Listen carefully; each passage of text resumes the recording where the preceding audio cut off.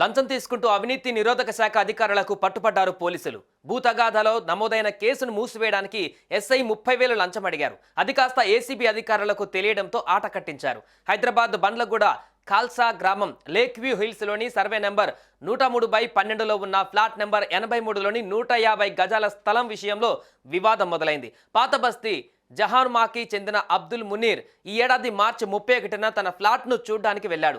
ఆ స్థలంలో ఇటుకలతో ప్రహారీ చూసి అవాక్కయ్యాడు. ఈ పని చేసిన వారితో మాట్లాడేందుకు వెళ్ళగా వారు అతనిపై దాడి చేసి మళ్ళీ ఇక్కడికి వస్తే అంతు చూస్తామని బెదిరించారు.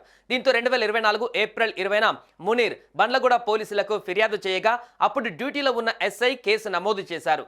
ఆ కేసును మూసివేయాలని ప్రస్తుతం ఉన్న సెక్టార్ ఎస్ఐ ఆర్ పవన్ను నిందితుడు ఆశ్రయించడంతో 30,000 లంచం కావాలని ఎస్ఐ డిమాండ్ చేశారు. ఈ విషయం నిందితుడు ఏసీబీ అధికారులకు చెప్పారు. ఎస్ఐ తరపున ఓ కానిస్టేబుల్కు 15,000, మరో కానిస్టేబుల్ డిమాండ్ మేరకు అతనికి 2,000 రూపాయలు లంచం ఇచ్చాడు. కరెక్ట్ టైం చూసి రంగప్రవేశం చేసిన అధికారులు ఎస్ఐ కానిస్టేబుల్ను అరెస్టు చేసి నాంపల్లి కోర్టులో హాజరుపరిచారు.